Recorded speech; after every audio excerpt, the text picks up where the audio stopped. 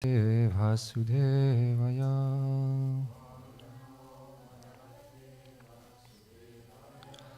Om Namo Bhagavate Vasudevaya.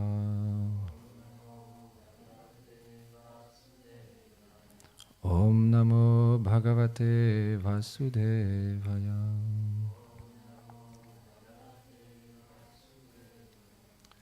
Donc on va lire un verset, la Srimad Bhagavad Gita, chapitre 1, verset 28. Arjuna Uvacha Jishve Mamsva Janam Krishna Yuyutsum Samupashtitam Siddhanti Mama Gatrani Mukam Cha Pari Chuchati.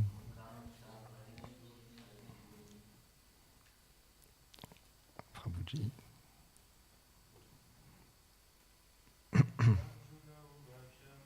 Arjuna Uvacha Drishtvenam Svajanam Krishnam Yuyutsum Samupashtitam Siddhanti Mama Gatrani Mukam Cha Parishushati.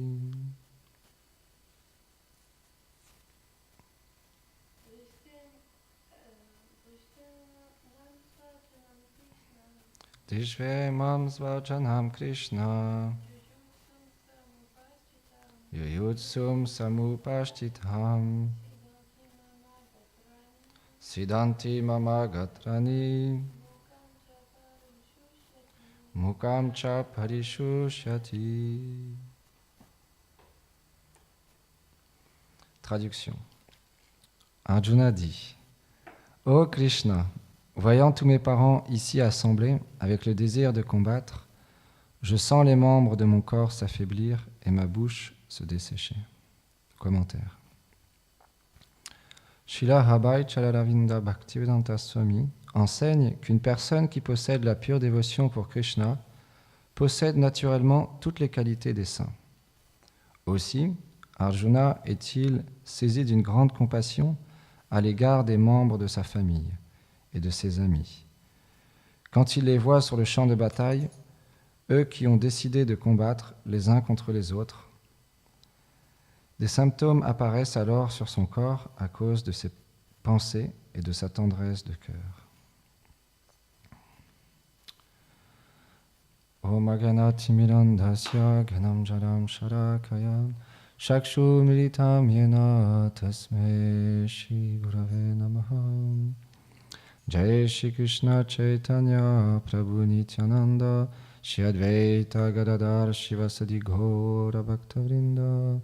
Hare Krishna Krishna Krishna Hare Hare Hare Rama Rama Rama Hare Hare. Vrindaye Tulasi Devyay Priyaye Keshavasya Cha Krishna Bhakti Pratyadevi Satyavate Namo Namaha. Vanchakarpa Tarubhyacha Kripa Sindhubhya Evacha Patitanam Pavanebhyo Vaishnavebhyo Namo Namaha. Je rends mes hommages à mon maître spirituel, Srila Bhakti Chandanyati Goswami Maharaj, mon Shiksha Guru, mon Diksha Guru, Srila Bhaktivedanta Narayan Goswami Maharaj, Srila A.C. Bhaktivedanta Swami Prabhupada, Srila Bhakti Pramod Puri Goswami Maharaj, Srila Bhakti Lakshak Srila Dev Goswami Maharaj, Srila Bhakti Pragan Keshav Goswami Maharaj, Srila Bhakti Siddhanta Sarasvati Thakur, Srila Prabhupada, et à toute notre filiation spirituelle, à tous les dévots présents ici aujourd'hui, au temple de Gopalji Mandir. Donc Arjuna, je voulais lire un des versets précédents. Arjuna, il demande à Krishna de bien vouloir lui amener son char au milieu des deux armées, pour qu'il puisse contempler les deux camps. Et à ce moment-là, Arjuna, il rentre dans une grande compassion, comme explique ce verset, envers ses ennemis et envers les personnes de son camp. Parce que c'est naturellement un Vaishnava, un Bhakta, comme explique chez Prabhupada, Il a la compassion envers les êtres. Il ne désire pas voir les êtres souffrir, se quereller inutilement, ou là, dans ce cas précis, se battre pour des terres, pour avoir du pouvoir, un royaume. Les bhaktas sont simples, ils ne désirent rien pour eux. Un jour, Yudhishthira Maharaj, il a posé cette question à Krishna, il lui a demandé plein de choses, plein d'opulence, un grand royaume, et vraiment beaucoup, beaucoup d'opulence. Et Krishna, il connaît le cœur de ses dévots. Il dit à Yudhishthira, mais pourquoi tu me demandes toutes ces choses-là? Je suis confus. Il joue avec son dévot, Krishna. Et Yudhishthira Maharaj, il explique. Parce que si les gens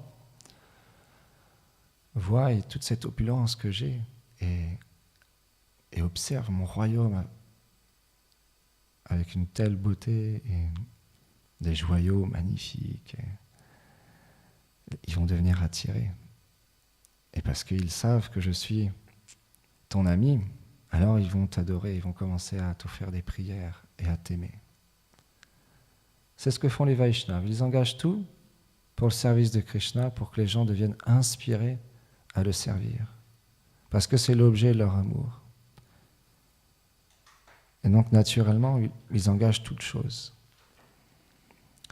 Mais au début, Arjuna, quand il est au milieu des deux armées, c'est expliqué que nous-mêmes, on est dans cette situation où on est dans ce monde matériel et on observe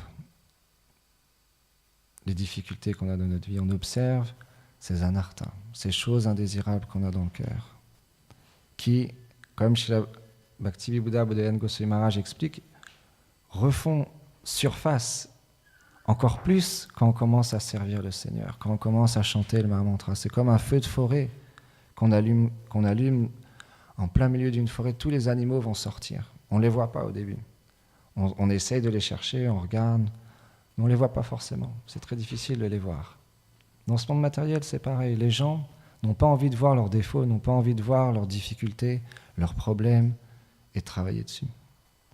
Guérir cette maladie de cœur qu'on a tous, l'indépendance du Seigneur, le désir de vouloir jouir de ce monde, de vouloir prendre la place de Dieu. Parce que quand on pense que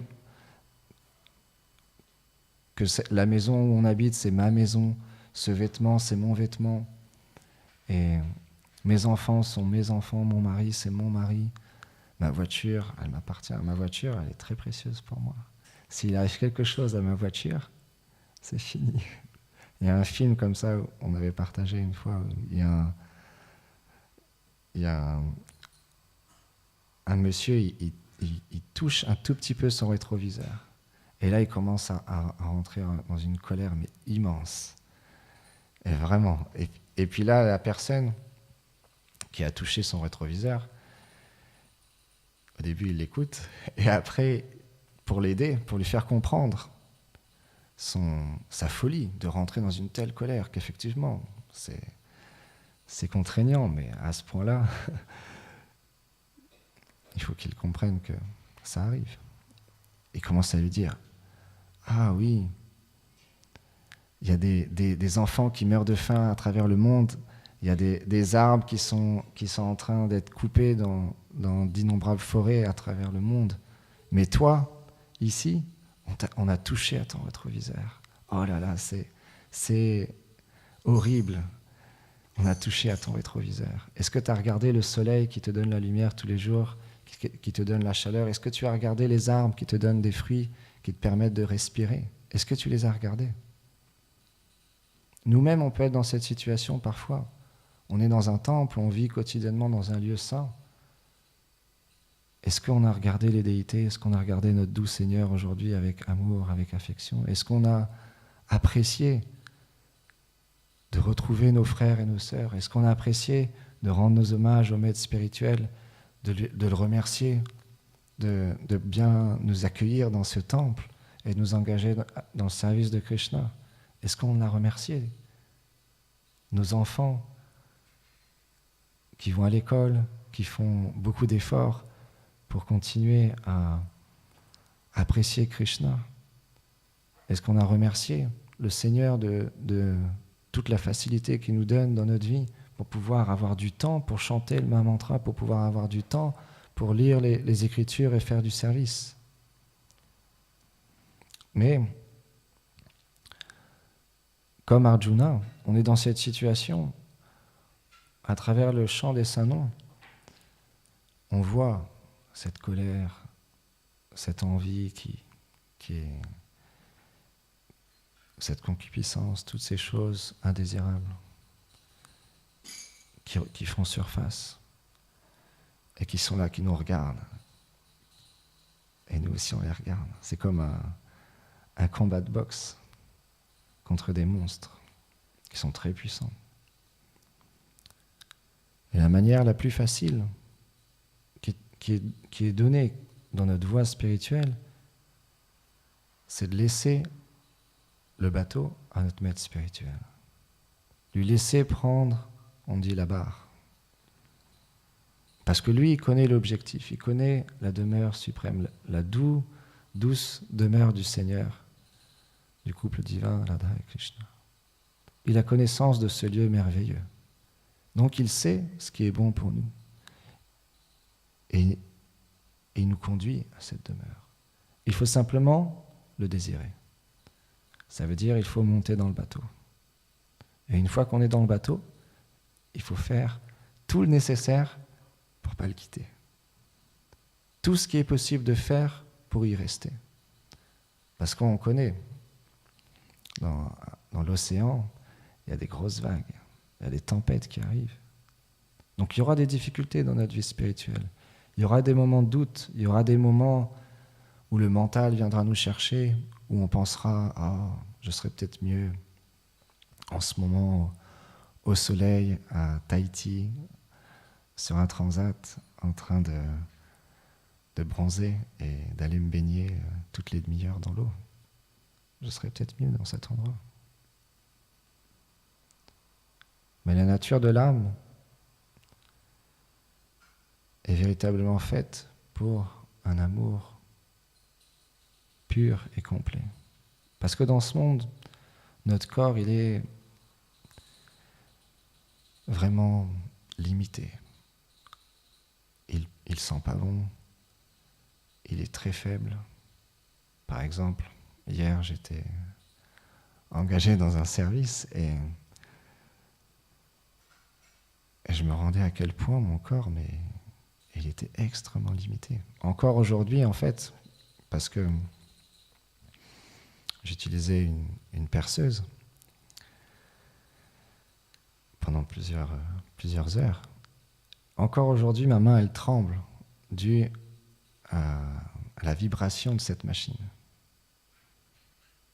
C'est pour dire à quel point le corps, il est véritablement limité. J'ai écouté une conférence dans le monde transcendantal, c'est tout autre. Les manjaris, les servantes, les associés, des amis intimes de Radharani, elles ont tout pouvoir. Elles peuvent manifester des choses illimitées. Mais elles restent très simples. Des simples gopis ordinaires. Parce que ce n'est pas le mood de Vraj. C'est simple. On dit qu'il faut être simple comme un enfant. Parce que Vraj, c'est ça. On accomplit les mêmes choses dans sa pureté. Quand on commence à lire les descriptions, par exemple des beaux arrangements floraux qui sont créés par certaines gopis, c'est quelque chose d'extrêmement merveilleux, beau et doux. Il y a tellement de services, des services inimaginables. Mais ce qu'il y a d'extraordinaire, Gurudev, il explique souvent dans ses conférences, c'est que personne n'est mis de côté. Personne n'est oublié par Radha et Krishna. Même jusqu'au brin d'herbe, jusqu'à la fleur, au papillon, au bourdon, au paon, aux biches, aux amis de Krishna, aux mères, aux pères et aux gopis. Personne n'est oublié. Personne n'est mis de côté. Tout le monde a sa place, parce que tout le monde est uni dans le désir de vouloir apporter du plaisir à Radha et Krishna. Et tout se met en œuvre pour ça. Dans un premier temps, comme Arjuna, on doit observer qu'on est dans ce champ de bataille, que ce monde, c'est véritablement un monde extrêmement douloureux, difficile, que seul on n'y arrivera pas. Sans une pratique spirituelle, on ne trouvera pas véritablement le bonheur qu'on cherche désespérément dans ce monde. Simplement à travers le chant du Mahamantra et une connexion avec un monde supérieur à travers une filiation spirituelle, on trouvera la pleine satisfaction. Chez Bhaktisiddhanta Sarasvati Thakur Prabhupada, il expliquait, alors c'est des Vaishnavas, c'est très direct, il expliquait ce monde, c'est comme des toilettes. On fait vite ce qu'on a à y faire et on y sort vite. Quand on va dans les toilettes, c'est pas qu'on passe des heures dans les toilettes.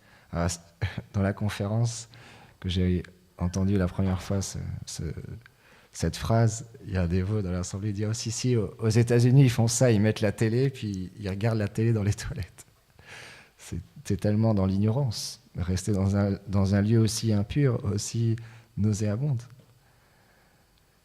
Mais l'ignorance nous recouvre tellement qu'on apprécie même être dans un lieu comme ça. C'est la même chose dans ce monde matériel. Bien qu'on voit nos amis, nos frères, nos parents souffrir, on voit des choses horribles se passer à travers le monde, dans les informations. Nous-mêmes, on voit à quel point on souffre et à quel point on a des difficultés, même à subvenir à notre corps. On veut rester dans ce monde. Mais qu'est-ce que font les Vaishnavas, le maître spirituel ? Om Agana Timilandasya Ganam Jalam Sharakaya Shakshu Militam Yena Tasmei Shigurave Nama. Il nous sort du puits profond de cette existence dans laquelle on est, de souffrance, pour nous élever à un monde d'ananda, félicité. Comme Srila Bodhidharma Maharaj, il explique souvent dans les conférences, qui dans cette pièce veut souffrir minute après minute, seconde après seconde, heure après heure, année après année. Qui veut véritablement souffrir toute sa vie ? Personne. Tout le monde veut être en félicité, en bliss. Personne ne veut souffrir. Et pour ça, il y a jusqu'à, comme Gurudev partage souvent en ce moment, il nous dit, regardez comment on est heureux quand on danse, quand on fait un kirtan, comme par exemple il y a quelques jours pour Shivaratri. On est ensemble. Et il partageait ce point très profond. Une phrase d'un Vaishnava, on peut y méditer toute sa vie. Juste une phrase, un mot. Parce que c'est tellement profond. Parce que ces phrases-là qui nous partagent, ce n'est pas des phrases qui nous attachent à ce monde, c'est des phrases qui nous libèrent, qui nous font prendre conscience qu'est-ce qu'on est en train de faire.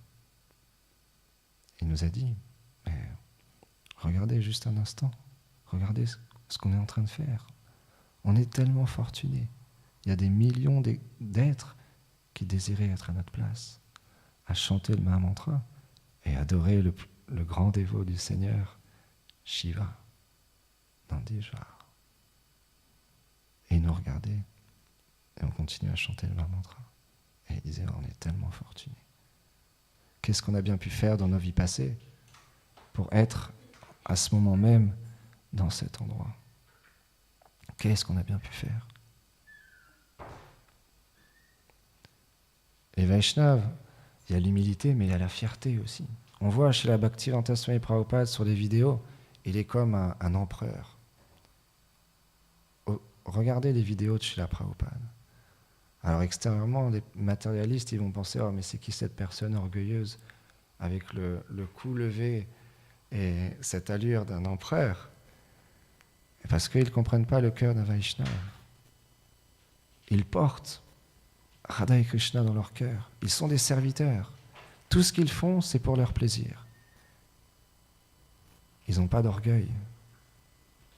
Ils sont simplement fiers d'être des bhaktas, d'être dévots du Seigneur, avec l'humilité. Parce qu'il y a une puissance qui est là. Je me rappelle, il y a des dévots, ils partageaient des histoires de Sankirtan. Quand j'étais plus jeune, Gorananda ici présent, il peut en témoigner. On a cette bonne fortune de pouvoir entendre sur comment les Vaishnavas ont rencontré la conscience de Krishna, ou les histoires avec les personnes qu'ils ont pu rencontrer en distribuant des livres ou dans les harinams. C'est des choses tellement merveilleuses de voir cette connexion qui se fait. Et parfois, il y avait une telle mise en pouvoir pour distribuer des livres pour certains dévots que les gens dans la rue, mais ils comprenaient pas qui étaient ces personnes. Qui sont-ils ? Ils sont tellement en bliss. Moi aussi, j'ai envie d'être en bliss. Parce qu'il y a de l'enthousiasme. Il y a cette force qui vient du maître spirituel de Mahaprabhu, de Nitai, de Radha et Krishna, notre Guru Parampara. Pour tous les services. Simplement, il faut être un instrument. Ne rien prendre pour soi. Parce qu'alors là, tout devient gâché. Quand on pense que je suis un grand distributeur de livres, c'est par mon pouvoir que j'ai d'action qui fait que les personnes prennent un livre, alors tout devient gâché. De la même manière, Krishna il a dit à Arjuna, tu n'es juste qu'un instrument. Ils sont tous déjà morts. Mais accepte de devenir cet instrument et combat. Combat pour moi. Sous ma direction. C'est mon désir.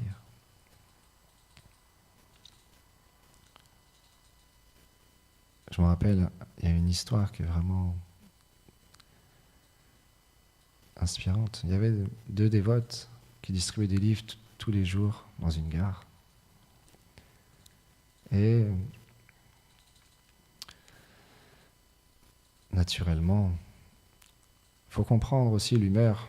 À ce moment-là, il y avait véritablement comme à travers, chez la Prabhupada, les dévots étaient comme dans l'urgence. J'ai entendu beaucoup de Vaishnavas partager ce point qu'ils sentaient comme une urgence de partager Krishna, de donner Krishna. Il y avait une telle puissance, une telle mise en pouvoir que les dévots, c'était vraiment quelque chose d'extraordinaire. À tout prix, dans toutes les situations, ils voulaient partager Krishna avec les autres et transmettre les livres de leur maître spirituel. Et donc, ils sont prêts à faire plein de choses. Donc, dans les gares, naturellement, les contrôleurs, les gardiens de quai, ils couraient après elles pour leur demander de partir. Et c'était comme le jeu chat et la souris. Et plusieurs fois, elles ont été attrapées et amenées devant le chef de la gare. Et donc, naturellement, elle baissait la tête, elle s'excusait, mais le lendemain, elle revenait. Et encore une fois, c'était le jeu de le chat et la souris. Et pendant des années, elle faisait ça. Et le chef de gare, il a commencé à développer de l'affection pour elle. C'est ça qui est incroyable. C'est qu'au début, c'est un peu « Ah, mais il faut qu'elles partent, qu'est-ce qu'elles font là ? Elles sont pas droit d'être là, il faut qu'elles partent. » Et mois après mois, le chef de gare, il a vraiment développé de l'affection pour elle. Il se demandait « Mais qui sont ces jeunes filles ? Pourquoi elles font tout ça avec des livres ?» Et il se demandait vraiment qu'est-ce qu'elle pouvait bien dire à ces gens. Qu'est-ce qu'elle pouvait leur dire ? Et à un moment donné, il devait prendre sa retraite. Il s'est caché avec un manteau pour pas qu'elle les reconnaisse, parce qu'elle les connaissait bien. Hein. Il s'est assis dans un train, et puis il y a une d'elles qui est arrivée.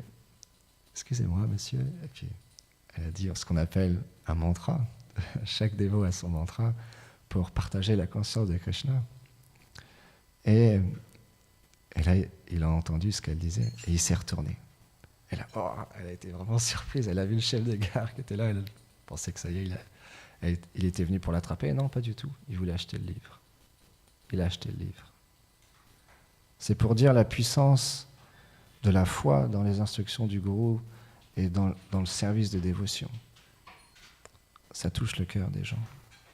Simplement, il faut le faire d'une manière respectueuse, bienveillante, compassionnée, comme un service, comme Nityananda. Nityananda, il allait se rouler dans la poussière devant les maisons des gens, avec des larmes dans les yeux, beaucoup d'humilité en tenant un brin de paille dans la bouche, et il pleurait, il hurlait, il disait aux gens, s'il vous plaît, chantez le nom de Gauranga, chantez le Mahamantra, adorez-les, parlez sur eux, servez-le. De la même manière, on reçoit cette connaissance, on reçoit cette dévotion dans notre vie, quotidiennement. Naturellement, il y a un désir de vouloir partager. C'est comme quand on a des enfants ou quand on a un frère, un ami, on apprécie le prashad, un beau gâteau de Balaram. On sait qu'on ne va pas pouvoir le finir tout seul et on sait qu'il est extrêmement bon.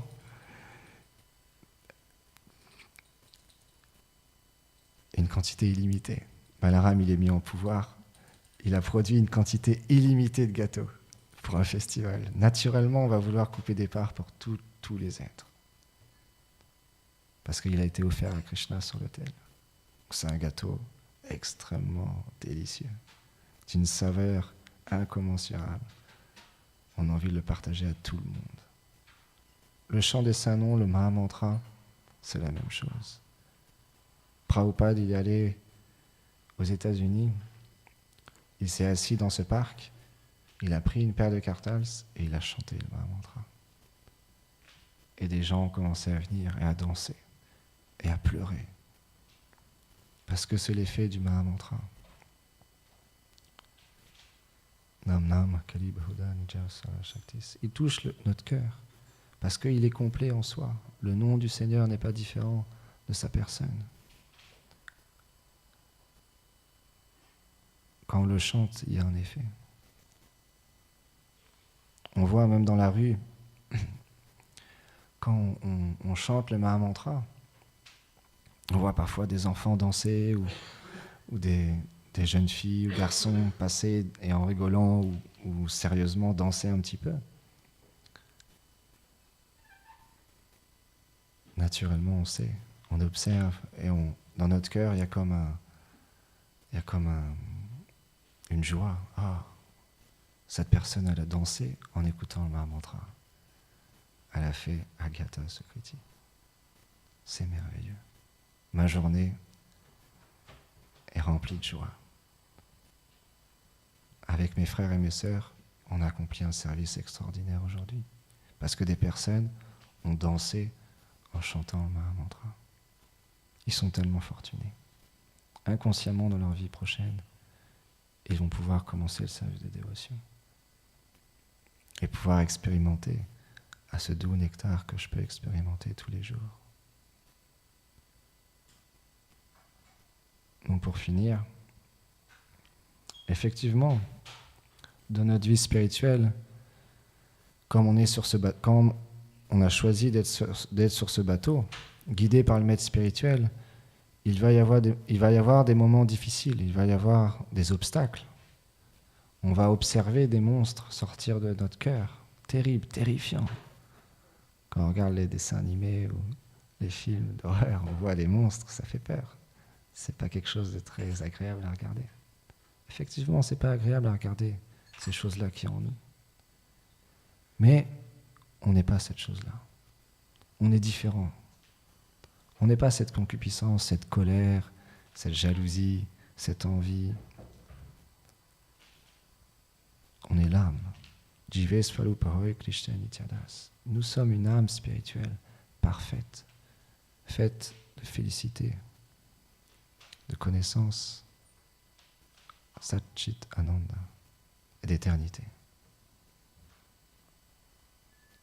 Ce corps-là, il est temporaire. Donc tout ce qui va avec, ce mental, ce faux ego, toutes ces couches qui nous recouvrent, sont temporaires aussi. C'est juste question de temps.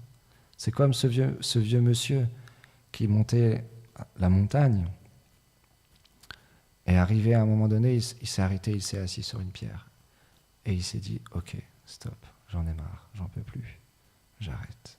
Parfois, on a cette même obstacle qui vient dans notre vie et on se dit « Ça y est, j'ai atteint la limite, là j'en peux plus, c'est trop difficile, j'arrête. Je vais m'asseoir un petit peu sur et attendre, voir ce qui se passe. » Il ne va pas se passer grand-chose. Parce que, justement, comme partageait Gurudev, comme on a, dû à notre Sukriti, dû à nos vies passées, on a pu déjà expérimenter dans nos vies passées toutes ces expériences auxquelles les gens y courent. L'argent, la vie sexuelle, les liens dans ce monde, le pouvoir. Donc naturellement, on ne va pas s'asseoir bien longtemps. Et parce que le maître spirituel, il est présent, comme ce vieux monsieur, il y a quelqu'un qui passe par là et il lui dit « Qu'est-ce que tu es en train de faire? Pourquoi tu t'assois ?»« Oh, c'est trop difficile. J'en peux plus, j'y arriverai jamais. C'est trop difficile.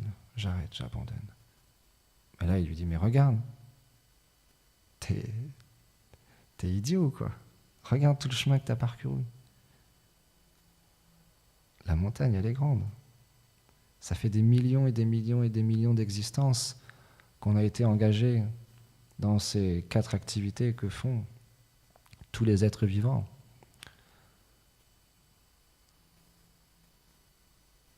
Se reproduire, se défendre, se maintenir, manger. Merci Christophe. On a fait ça à travers d'innombrables corps depuis des temps immémoriaux. Et donc là, le maître spirituel, il passe dans notre vie. Il frappe à notre porte. Hé, viens, j'ai quelque chose de spécial à te montrer. Rejoins-moi. Tu vas voir, tu goûteras à quelque chose de merveilleux auquel tu peux même pas imaginer à quel point ce que tu vas pouvoir expérimenter est incroyable. Et confiance, et la foi. Cultive le désir et viens. Viens sur ce bateau. Ô mon frère, viens. Deviens comme ce brin de paille, deviens humble, deviens un serviteur. Tu verras, ta vie sera parfaite. Tous tes désirs disparaîtront. Et donc là, il lui dit, regarde, t'es presque arrivé. Il te reste juste quelques centaines de mètres à parcourir. Tu as fait déjà tellement d'efforts dans ta marche, tu as fait tellement d'efforts. Il te reste très peu. Continue. Ne t'arrête pas, continue. Le maître spirituel, il nous encourage. À travers ces douces paroles, ou ces paroles tranchantes, pour nous encourager à continuer, pour nous encourager à prendre conscience de là où on est, de la position dans laquelle, si précieuse, si rare, dans laquelle on se trouve.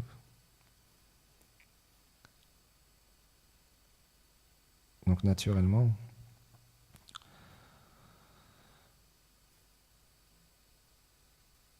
on est très fortuné. On est vraiment très fortuné. On est vraiment très fortuné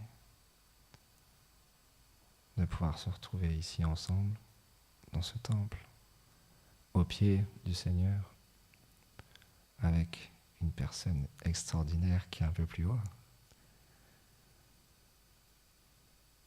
et avec une mission, une belle mission, une douce mission, une belle famille. Donc continuons ensemble. Go Premanande Haribo.